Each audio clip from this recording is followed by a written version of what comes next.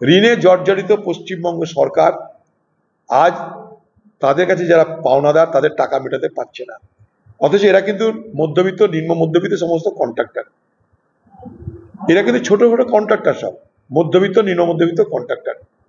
তারা যদি মাসের পর মাস তাদের বিল না পায়, এই টাকাগুলো তারা কারোর কাছ থেকে ধার করে বিনিয়োগ করেছে। কোনো কাজ করতে গেলে কন্ট্রাক্টরদের নিজের পয়সা এবং কারোর কাছ থেকে ধার করা টাকায় তাদের ব্যবসা করতে হয়। আজকে সেই যাদের কাছে ধার করেছে তারা তো থেমে থাকছে না, তারা তো টাকা ফেরত চাইছে। এবার কন্ট্রাক্টররা যাবে কোথায়? তাই নিরুপায় হয়ে তারা আন্দোলন করছে, এরকম প্রত্যেকটা ডিপার্টমেন্টে। কারণ একটাই, পশ্চিমবঙ্গ সরকারের ভাড়ে বা ভবানী, পয়সা নাই। তাই রাস্তা দেখলে বুঝতে পারবেন পয়সা নাই, ভাঙন দেখলে বুঝতে পারবেন পয়সা নাই, পিএইচি দেখে বুঝতে পারছেন পয়সা নাই, মিউনিসিপ্যালিটি দেখেও বুঝতে পারবেন পয়সা নাই, কলকাতার জল প্লাবন দেখেও বুঝতে পারলেন পয়সা নাই। আর যে পয়সা আছে লুট করা হয়।